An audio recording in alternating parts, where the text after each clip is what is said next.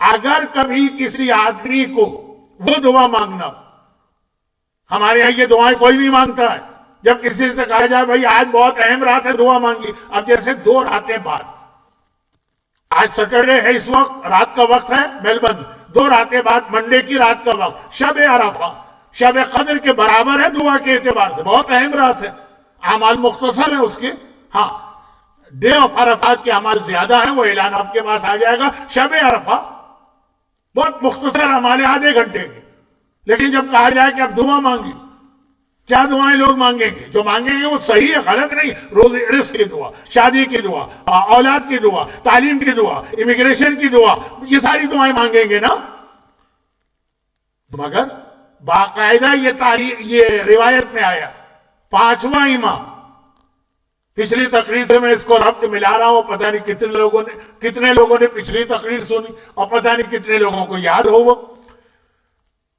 Day means from dawn to sunset، جو دن کا time ہوتا ہے ڈے لائٹ والا، اس کو ہر امام کے لیے اس میں ایک وقت دیا گیا، جیسے ہی نماز ظہر کا وقت آ جاتا ہے اول وقت نون، اس کے بعد صرف 4 رکعت نماز کا جو ٹائم ہو، کتنی دیر میں آپ پڑھتے ہیں 4 رکعت نماز؟ 2 منٹ، 2.5 منٹ، 3 منٹ، 4 منٹ، یہ 5ویں امام کا وقت، اور یہ خاص حاجت طلب کرنا ہے 5ویں امام کے وسیلے سے، اولاد کی نہیں، رزق کی نہیں، شادی کی نہیں، 9ویں امام کے حوالے سے کچھ چیزیں بتا چکا، 5ویں امام کے حوالے سے جو حاجت منگائی گئی ہے وہ عبادتوں کی حاجت، کہ اگر کوئی آدمی کا دل عبادت کا چاہ رہا ہے، دل نہیں لگتا، اس کا دل چاہتا ہے وہ نمازی بنے، نمازیں قضا ہو رہی، دل چاہتا ہے روزے رکھے، روزے چھوٹ رہے، دل چاہتا ہے کہ مثلا خمس دے اور خمس نہیں دے پاتا، عبادت، یہ خاص 5ویں امام کے نام کی خصوصیت، خود بھی 5واں امام اس کثرت کے ساتھ سجدے کرتا ہے، نمازیں پڑھتا، اور جو امام کا ٹائم ہے نون، اس کے بعد 4 رکعت کا جو ٹائم ہوتا ہے، اسٹیمیٹڈ ٹائم 5 منٹ رکھ لیجیے، یہ خاص ان لوگوں کے لیے، مختصر اپنے الفاظ میں، یہ حاجت پیش کرنے کے لیے 5واں امام۔ اور یہیں پہ ایک چھوٹی سی بات عرض کر دوں، ذرا سا میں بہت تھوڑی دیر کے لیے موضوع سے ہٹ رہا ہوں، اور وہ یہ ہے کہ قرآن کریم میں 2 جگہ پر سورہ حدید اور سورہ تحریم، یہ دونوں بہت اہم سورے ہیں، قرآن کا ہر سورہ اہم ہے، لیکن ہمارے کرنٹ سچویشن بہت اہم یہ 2 سورے، 2 جگہوں پہ قرآن نے قیامت کے میدان کا ایک تذکرہ کرتے ہوئے کہا یوم تری المؤمنین والمؤمنات نورہم یسعی من بین ایدیہم وبایمانہم، کہ قیامت کے دن تم مومنین اور مومنات کو دیکھو گے۔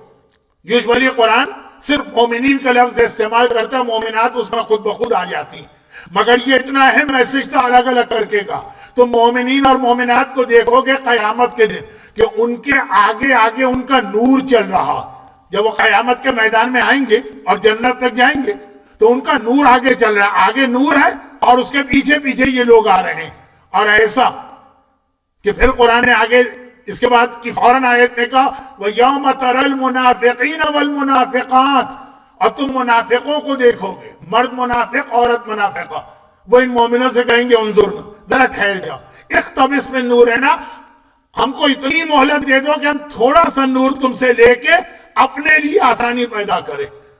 اور مومن کیا کہے گا کہ جاؤ جن کو مانتے تھے نور انہی سے لو، یہ قرآن کی آیت میں پڑھ رہا ہوں، یہ اپنے خطابت کا اسٹائل نہیں بنا رہا ہوں، مومن اور مومنہ قیامت کے دن اس طرح لائے جائیں گے کہ وہ چلیں گے نورہم یسعی، صحیح واجبات حج میں سے ایک واجب ہے، واجبہ، کیونکہ اب حج کی تاریخیں ہیں نا، میری زبان میں لفظ آ جاتے ہیں، حج میں ایک چیز صحیح ہوتی ہے، صحیح معنی چلنا، تو نور آگے آگے چلے گا۔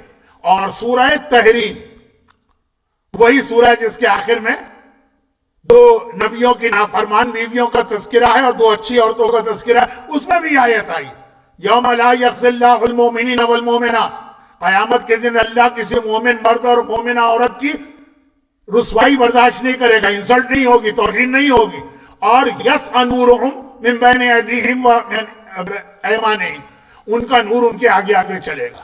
قیامت کے میدان سے جنت تک کا راستہ بہت اندھیرا والا راستہ، اندھیرے والا راستہ ہے، قیامت تو خوب روشن چمکدار، سورج سر کے اوپر ہے، لیکن اس کے بعد سے جنت تک جانا، وہ پل صراط کی جو تفصیل آپ سنتے ہیں اس میں ایک چیز ایڈ کر لیجئے، کہ تلوار کی دھار اور بال سے زیادہ باریک وہ اپنی جگہ، ساتھ ساتھ اندھیرا بھی بہت ہوگا. جب آپ خود دیکھیے جب اندھیرا ہوتا تو ایک بڑے اور وسیع راستے پہ چلنا بھی مشکل ہوتا ہے، آدمی ڈرتا ہے ٹھوکر نہ کھائے. اور اگر اتنا چھوٹا راستہ ہو کہ بال سے زیادہ باریک تلوار اور اندھیرا ہو وہ ایک اور یہ اندھیرا، یہ ڈارکنیس، پل صراط کا اندھیرا یہ اور پرابلم کرے گا. لیکن کہا مومن مرد اور عورتیں، دو جگہ قرآن میں، سورہ حدید سورہ نمبر 57، سورہ تحریم سورہ نمبر 66 دونوں میں ہے کہ مومن کا نور آگے چلے گا. اب روایت پانچویں امام ہی کی، ابھی تک تو امام کے حالات بتا رہا تھا. اب ان کی ایک روایت کہا کہ مومن کا نور. اب اندھیرا، بالکل اندھیرا، اندھیرے میں آپ کیا کرتے ہیں؟ ٹارچ روشن کرتے ہیں. پرانا زمانہ تھا ٹارچ کا، آج کل لوگ موبائل نکالتے ہیں، موبائل کو استعمال کرتے ہیں. روشنی چاہیے نا. اور پرانے زمانے میں جائیے اندھیرا ہے تو کینڈل یا موم بتی لے کے چلتے ہیں، اور جائیے تو چراغ لے کے چلتے ہیں، لالٹین لے کے چلتے ہیں. یہی سب کچھ تو ہوتا ہے نا. اب وہ پورے اندھیرے میں آپ جا رہے ہیں پل صراط پر، اور ایسا کہ بال سے زیادہ باریک، ذرا ٹھوکر کھائی اور نیچے گئے، اس وقت نور چل رہا. معصوم فرماتے ہیں، ہمارے پانچویں امام فرماتے ہیں، پتہ ہے یہ نور مومن کو کہاں سے ملے گا؟ یہ نور اس کے اعضائے سجدہ سے نکلے گا. جو مومن زندگی میں سجدہ کرتا چلا رہا ہے اس کے ساتوں اعضاء اس دن نور دے رہے ہوں گے. اس کی پیشانی، اس کی دونوں ہتھیلیاں، اس کے دونوں گھٹنے، اس کے پاؤں کے دونوں انگوٹھے، ان کا نور ہوگا. یہ نماز کا نور ہے، یہ سجدے کا نور ہے، یہ اعضائے سجدے کا نور ہے جو ہمیں پل صراط سے لے کے جنت کے دروازے تک پہنچائے گا. یہ پانچویں امام کی حدیث ہے. کون پانچواں امام؟ یہ حدیث کیسے میں نے پڑھی کہ خود پانچواں امام اس کثرت سے سجدے کر رہا اور اس کا ایک بینیفٹ بتا رہا کہ اس کا ایک بہت بڑا بینیفٹ یہ کس کا؟ سجدوں کا، نماز کا. ایک بینیفٹ اور سن لیجئے پانچویں امام ہی کی زبان سے. راوی نے ایک مرتبہ کہا کہ مولا آپ کے پاس آتا ہوں اور آپ اس محفل میں بیٹھتا ہوں تو ڈر بہت لگتا. جب لوگ ہم سے آ کے کہتے ہیں نا تو مولانا آپ ڈراتے بہت ہیں، تو اب تو لوگ آتے ہی نہیں ہیں، لیکن ایک زمانے میں آتے تھے. اس لیے آتے تھے کہ مجبوری تھی. اس علاقے میں صرف میں ہی مجلسیں پڑھتا تھا، جائیں تو کہاں جائیں. ڈراتے بہت ہیں آپ مولانا. تو ذرا اطمینان ہوتا ہے کہ یہ میں نہیں، یہ تو پانچویں امام سے کہا کہ مولا آپ ڈراتے بہت ہیں. اور کس طرح سے ڈراتے ہیں وہ دو تین روایتیں بعد میں پڑھوں گا. صرف ایک روایت اصول کافی کی سن لیں. اصول کافی جس کے بارے میں کہا گیا کہ شیعت کی سب سے مشہور کتاب اصول کافی. کیا روایت ہے؟ ما معنا براۃ من النار، ہمارا ساتھ دینا کسی کو جہنم سے آزاد نہیں کروائے گا. یہ نہ ہو کہ تم نے نعرہ لگایا پانچویں امام کے نام کا اور سمجھے کہ جہنم سے آزاد ہو گئے. نہیں، ہمارا ساتھ کسی کو جہنم سے آزاد نہیں کروائے گا. اور بہت سی روایتیں اس وقت میں، آج تو مجھے حق ہے نا، جشن کی تقریر میں لوگ کہتے ہیں مولانا یہ کیا جشن آپ نے پڑھ دی. عام آدمی نہیں کہتے، ممبر سے یہ کامنٹ کیے جاتے ہیں. خیر، تو خلاصہ یہ ہے کہ پانچواں امام اب ڈراتے بہت ہیں، کبھی قبر، کبھی عذاب، کبھی جہنم، کبھی پل صراط. ڈراتے اس لیے نہیں ہے کہ ڈرانا، ڈراتے اس لیے ہے کہ ان چیزوں سے بچنے کا طریقہ بتانا ہے. کہا کہ یہ پل صراط اتنا سخت ہے، طریقہ بتائے، نماز پڑھو. اب ہمارے آج کل ذاکرین، بلکہ ذاکرین تو ذاکرین، ذاکر کا مطلب ہے مرد، ذاکرات خواتین مجلس پڑھنے والے، ان ہاتھ اٹھا کے نعرہ حیدری کرو، یہ ہاتھ تمہارے جنت میں چمکیں گے. یہ اصولی اعتبار سے بات کر رہے ہیں کہ محبت اہل بیت میں اٹھے. اس کی کوئی ان کے پاس حدیث نہیں، لیکن نماز کے اندر جو تمہاری پیشانی چمکے گی حدیث ہے، کیونکہ اس سے تم نے سجدہ کیا. تمہاری ہتھیلیاں چمکے گی کیونکہ یہ تمہاری سجدے میں یہ زمین پہ گئی ہے. یہ حدیث ہے، یہ بھی نور ہے. اس کو بھی ذرا یاد دلائیے. کہا کہ مولا اب آپ تو اسٹارٹ ہی یہاں سے لیتے ہیں، یہ جب ملک الموت آئے گا تو بہت سخت عذاب دے کے روح نکالے گا. وہ عذاب نہیں دے گا، وہ تو نیچرل پروسیس ہے. آپ کا آپریشن ہے، ہاتھ کاٹنا، اس کی تکلیف تو ہوگی. آج کل تو انیستھیسیا وغیرہ آ گیا، لیکن تکلیف تو ہوگی.